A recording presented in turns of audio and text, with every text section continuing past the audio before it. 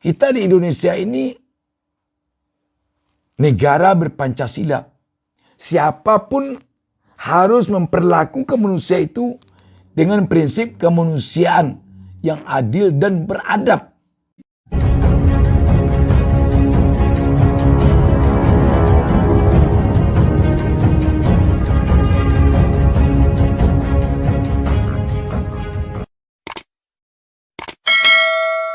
Assalamualaikum warahmatullahi wabarakatuh.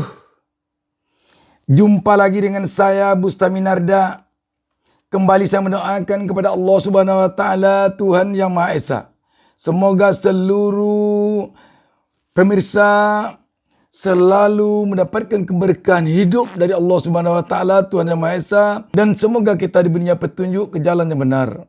Tampaknya persoalan ketenaga kerjaan di negeri ini masih perlu semakin fokus lagi pihak pemerintahan kita untuk menanganinya. Sebab jika tidak demikian, sangat dikhawatirkan akan bisa membuat rakyat kita semakin banyak menjadi korban ketenaga kerjaan. Apakah korban dalam bentuk kerugian-kerugian materi, tenaga yang dialami oleh pekerja, karyawan atau buruh kita di perusahaan-perusahaan, dan bisa juga kerugian nyawa yang harus ditanggung oleh pekerja kita berserta keluarganya. Karena itu memang perlu tampaknya pihak pemerintahan kita, baik eksekutif maupun legislatif, lebih fokus lagi perhatiannya terhadap penanganan ketenaga kerjaan negeri ini. Demikian pula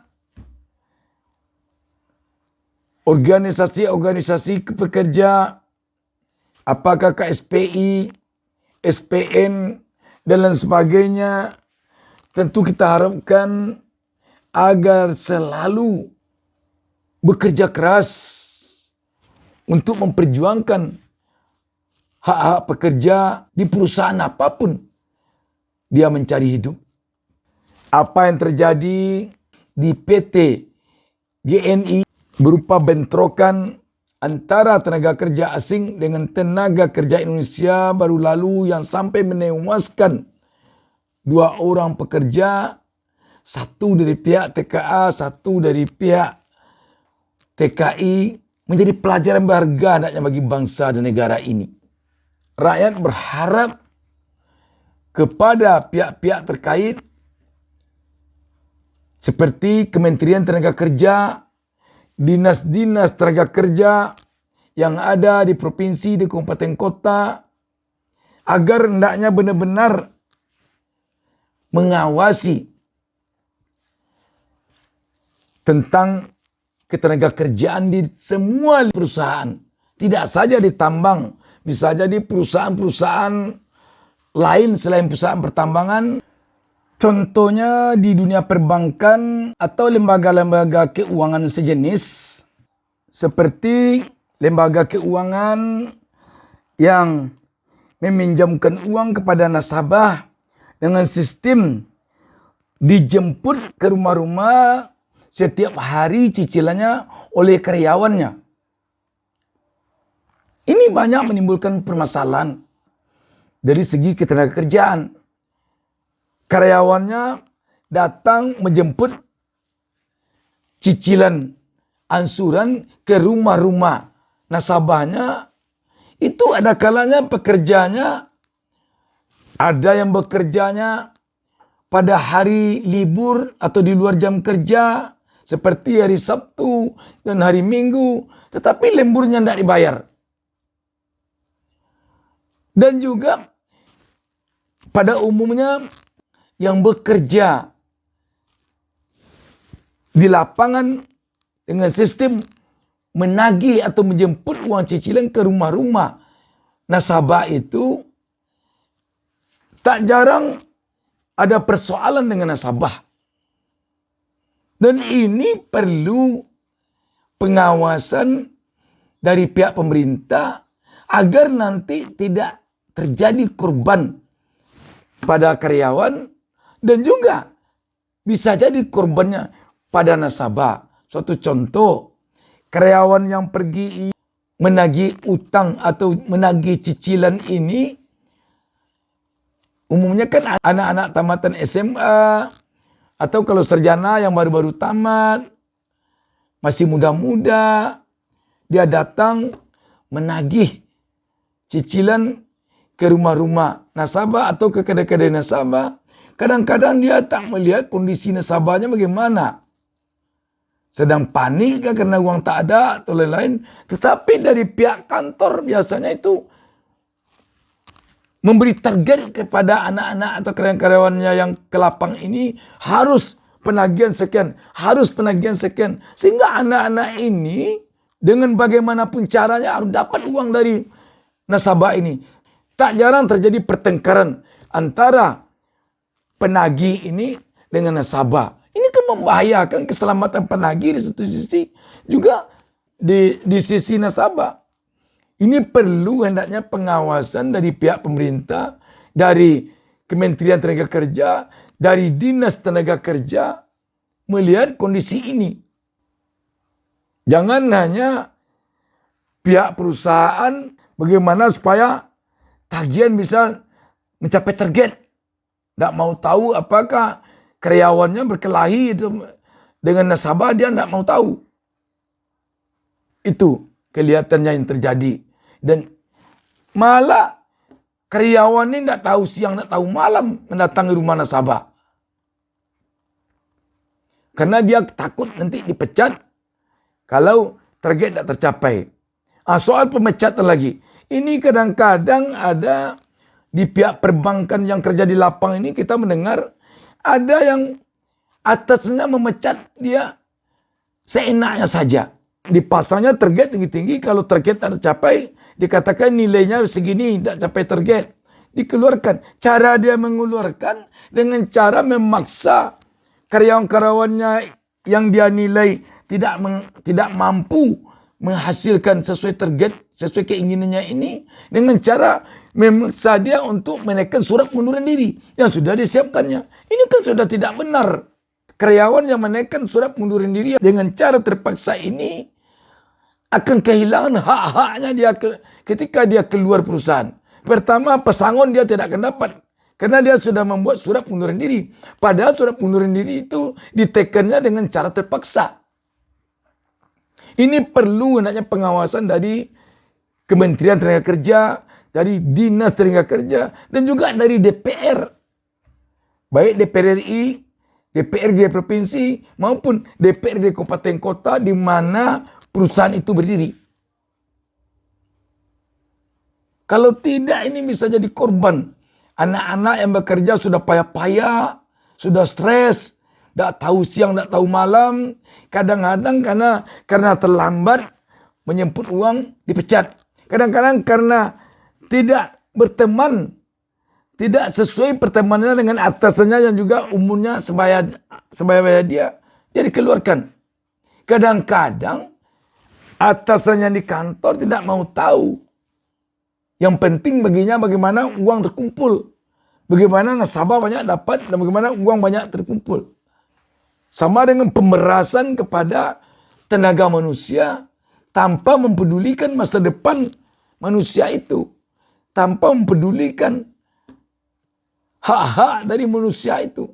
Dia manusia. Cara-cara mengeluarkan karyawan dengan meminta dia, menyuruh dia, memaksa dia untuk menaikkan surat pengunduran diri agar nanti dia tidak menerima pesangon, seakan-akan dia yang mau keluar. Ini sudah tidak benar. Yang kasihan kita lagi, kebanyakan karyawan-karyawan yang anak-anak muda tamatan SMA itu kerja memang benar-benar untuk mencarikan makan orang tuanya dan adik-adiknya. Karena orang tuanya bisa saja tidak bekerja atau orang tuanya kerja serabutan. Bagaimana dia menuntut hak-hak anaknya? Bagaimana dia akan mempersoalkan perusahaan kalau terjadi begini pada anaknya? Pasal dia diamkan saja. Kadang-kadang yang bikin kita kasihan lagi, kita mendengar itu, anak ini baru saja mengambil kredit motor. Tiba-tiba dia dikeluarkan dengan cara begitu. Karena perusahaan merasa tidak menguntungkan lagi. Atau karena dia tidak bisa berteman dengan atasannya yang sebaya dengan dia itu umurnya. Kadang-kadang juga menyangkut persoalan pacar. Ini yang bikin kita kasihan. Orang tuanya yang anaknya kecil tidak dapat jalan untuk mempersoalkan, untuk menuntun hak-hak anaknya ke perusahaan atau ke pemerintah. Ini harus menjadi tanggung jawab pemerintah. Kalau tidak nanti ini akan menciptakan perbudakan-perbudakan baru di negeri ini. Apalagi dengan banyaknya pinjol-pinjol saat ini. Karyawan pinjol ini disuruh menagih cicilan ke lapangan, ke rumah-rumah nasabah, ke kedai-kedai nasabah. Kalau terjadi perkelahian di sana, siapa yang tanggung jawab? Dan kita tentu berharap kepada asosiasi-asosiasi tenaga kerja agar menjangkau pihak-pihak yang mempekerjakan manusia ke lapangan sebagai penagih utang ke nasabah-nasabah. Apakah KSPI, SPN, dan lain sebagainya. Kalau tidak nanti kita khawatir ini akan membuat perusahaan sewenang-wenang kepada karyawannya. Apabila dia lihat karyawannya tidak bisa menghasilkan sesuai dengan diinginkannya, tanpa pembinaan, malah kita dengar itu, tanpa teguran, tanpa pembinaan sama sekali, langsung dikeluarkan saja. Karena dia lihat tidak produktif. Ini namanya kan perusahaan mencari untung saja. Sama dengan mesin jadinya manusia. Apabila mesin sudah rusak, buang. Kita di Indonesia ini negara berpancasila. Siapapun harus memperlakukan manusia itu dengan prinsip kemanusiaan yang adil dan beradab. Jangan sampai tidak beradab. Dan juga kita meminta atau berharap kepada pekerja-pekerja yang bekerja dimanapun, di perusahaan apapun, apakah di pabrik-pabrik, ataupun di perbankan, ataupun di tambang-tambang, memang harus gigih melihat hal ini. Di samping pekerja ini harus meningkatkan kinerjanya terus, dia juga perlu mengetahui hak-haknya. Jadi di samping dia harus memenuhi kewajibannya kepada perusahaan, dia juga harus tahu hak-haknya dari perusahaan. Sehingga kalau haknya merasa tidak terpenuhi oleh perusahaan, atau sengaja untuk tidak dipenuhi oleh perusahaan, dia harus tahu kemana harus melapor, kemana harus menuntut, jalur apa yang harus ditempuh. Sehingga dengan demikian ada keseimbangan antara pengusaha dengan pekerja. Di satu sisi pengusaha butuh tenaga kerja untuk mendapatkan hasil produk. Di sisi lain pekerja butuh perusahaan untuk mendapatkan pekerjaan untuk memenuhi kehidupannya. Jadi jangan sampai ada salah satu yang merasa tidak butuh. Kalau sudah seimbang antara kedua belah pihak ini, tidak akan ada lagi terjadi kesewenang-wenangan. Dan kita harus memahami bahwa peluang untuk melakukan kesewenang-wenangan itu sangat besar adanya pada perusahaan dibandingkan pada pekerja. Wawasan pemilik perusahaan, pengelola perusahaan, biasanya jauh melebihi wawasan pekerja yang ada di perusahaan itu. Dari segi finansial, biasanya pihak pemilik perusahaan atau pengelola perusahaan jauh melebihi pihak pekerja yang ada di perusahaan itu. Jadi banyak kelebihan-kelebihan yang dimiliki oleh pemilik perusahaan, oleh pengelola perusahaan dibandingkan oleh pekerja di perusahaan itu. Karena itu kita bisa mengatakan bahwa peluang untuk melakukan kesewenang-wenang itu jauh lebih banyak adanya pada pihak perusahaan dibandingkan pada pekerja. Untuk itu, pihak pemerintah haruslah memiliki keberpihakan kepada pekerja. DPRD, Provinsi Kabupaten Kota haruslah punya keberpihakan kepada pekerja. Asosiasi-asosiasi pekerja dan buruh haruslah punya keberpihakan kepada pekerja. LSM haruslah punya keberpihakan kepada pekerja. Karena pekerja di sebuah perusahaan berada pada posisi yang lemah dibandingkan pemilik perusahaan, dibandingkan pengelola perusahaan. Dia punya posisi tawar yang lemah. Contohnya di dalam membuat kontrak saja. Kan ada juga yang mengatakan, hati-hati dalam membuat kontrak. Kalau akan merugikan kita, jangan tanda tangani. Ketika pekerja tidak mau menandatangani sebuah kontrak yang menurut pekerja adalah tidak sesuai dengan keinginannya. Lantas, ketika dia menolak untuk menandatangani, pihak perusahaan mengatakan, ya tidak apa-apa, kamu tidak bisa diterima di sini bekerja. Apa jawabnya? Sedangkan dia butuh pekerjaan. Kadangkala ada malah pihak perusahaan sengaja membuat ada pertentangan antara satu kelompok pekerja dengan kelompok lain. Kadang-kadang perusahaan membuat begini agar dia tidak bisa kompromi untuk melakukan sesuatu hal kepada perusahaan. Dan selanjutnya juga salah satu kelompok dibela perusahaan untuk menghantam kelompok yang satu ini. Misalnya ada karyawannya yang kritis. Ini dibuatnya karyawan yang penjilat, yang pengambil muka, bertentangan dengan karyawan yang kritis ini. Sehingga nanti apabila karyawan yang kritis ini melakukan protes misalnya, itu dia bukan dengan pihak pemilik perusahaan berhadapan, tapi dengan karyawan juga yang suka menjilat, suka mendekat, suka mengambil muka kepada perusahaan. Ini kan berbahaya kalau sudah begini. Dikasihnya bahan-bahan oleh pihak perusahaan, karyawan yang berpihak kepadanya ini untuk melawan karyawan-karyawan yang kritis. Ini berbahaya. Yang beruntung nanti bukan karyawan yang kritis, bukan pula karyawan yang penjilat, pengambil muka atau yang berpihak kepada perusahaan ini. Tapi yang keberuntungan nanti perusahaan.